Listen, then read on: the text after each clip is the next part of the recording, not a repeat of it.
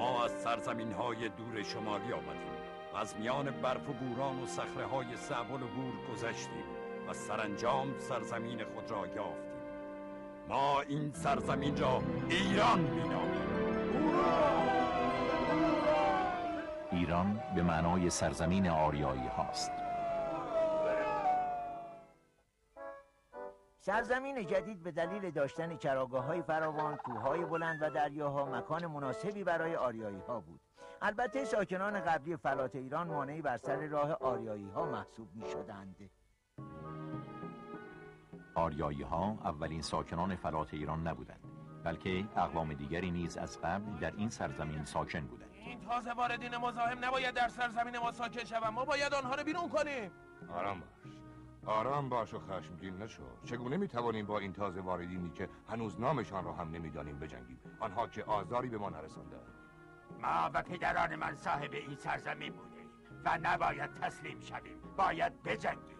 این سرزمین به اندازه کافی بزرگ و پهناور است و برای همه ما جا دارد. چرا باید خون ریزی به راه بیاندازیم؟ تو میترسی. من هم میگویم که میترسی.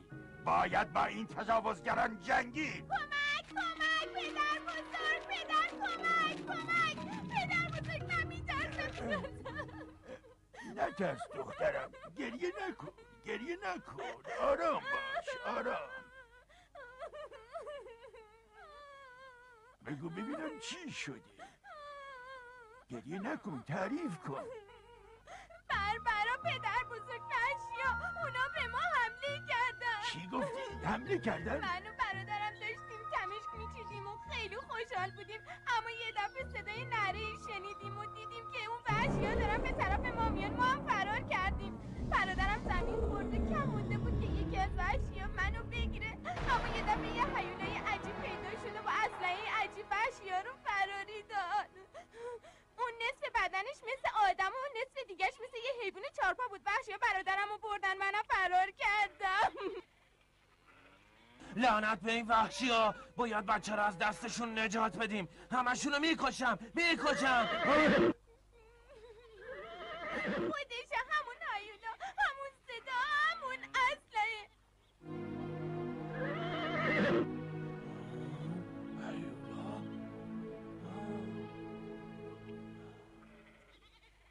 سلام بر شما. من یک مهاجر آریایی هستم. فکر میکنم این کودک از قبیله شما باشد.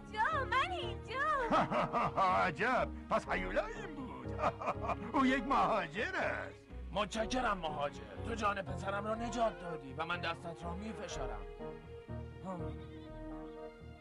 با من دست بده و میهمانم باش. ما آریایی ها مردمانی صلحجو هستیم و امید به برادری با شما را داریم. دوست و برادر تا مرگ. آریایی های ساکن در فلات ایران به 3 قوم بزرگ تقسیم می شدند. مادها در غرب، پارس ها در جنوب و پارت ها در شمال شرقی مستقر گردیدند.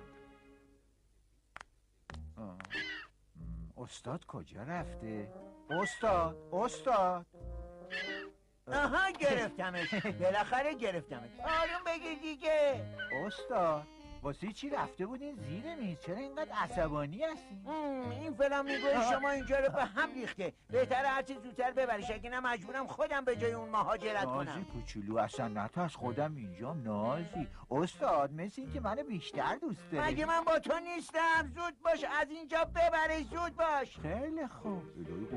بله میگفتم آریایی‌ها پس از استقرار در سرزمین جدید باید تغییراتی در زندگی خودشون میدادن، چون در اینجا غیر از دامداری راه‌های دیگه‌ای هم برای گذراندن زندگی وجود داشت. بله آنها برای ایجاد تغییر به یک راهنما نیاز داشتند. ببینید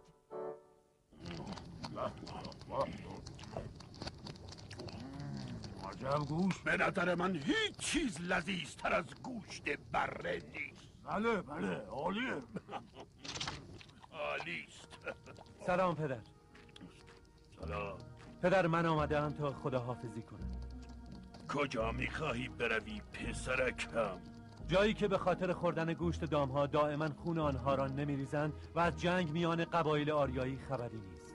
تو دلت به حال دام ها میسوزد عزیزم. پدر، مردم ما انقدر حیوانات را میکشن و گوشتشان را میخورن که درنده خو شدن و دائما با یکدیگر میجنگن. ما آریایی ها به زندگی جدیدی نیاز داریم. این حرف ها را دیگر از چه کسی یاد گرفته؟ از کسی که پیام صلح و دوستی دارد، از زردشت. کسی که آتش را مظهر پاکی و پاک کننده میداند، چنان که شما گوشت را پیش از خوردن با آن پاک میکنید. چه حرف مسخره‌ای! با گوشت را با آتش میپزی. بگو ببینم این مرد همان است که آریایی ها را به کار پست کشاورزی تشویق میکند؟ خدا نگهدار پدر، ما به سوی زردشت و شیوه جدیدی از زندگی میرویم و شما نیز به روش کهنه زندگی خود ادامه دهید. بدرود.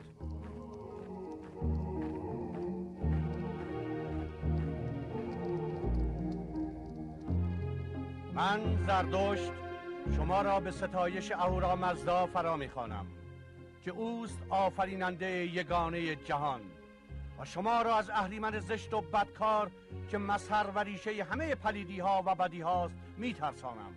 جهان عرصه پیکار خیر و شر است. ای آریایی ها بدانید که هر خوبی و بدی انسان پس از مرگ بی پاسخ نخواهد ماند. به آتش بنگرید که مظهر پاکی و پاک کننده است.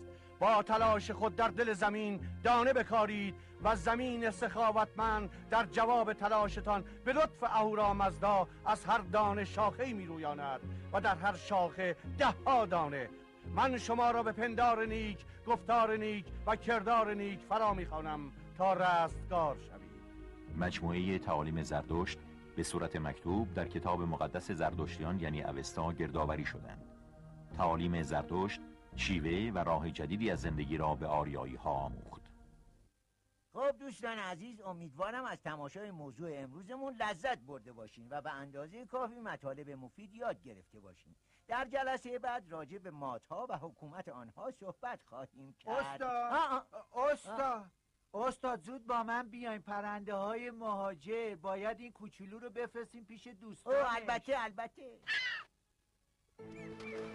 آهای پرنده ها بازم اینجا بیان. آهای پرنده های مهاجر بازم بیان. دلم خیلی برات تنگ میشه، بازم پیش ما بیان. دلم نمیخواد ولش کن بره، اون باید بره پیش هم‌نوعاش. ولش کن، اگه نه از اون عقب میفته. خب برو کوچولو، برو. بازم به ما سر بزن.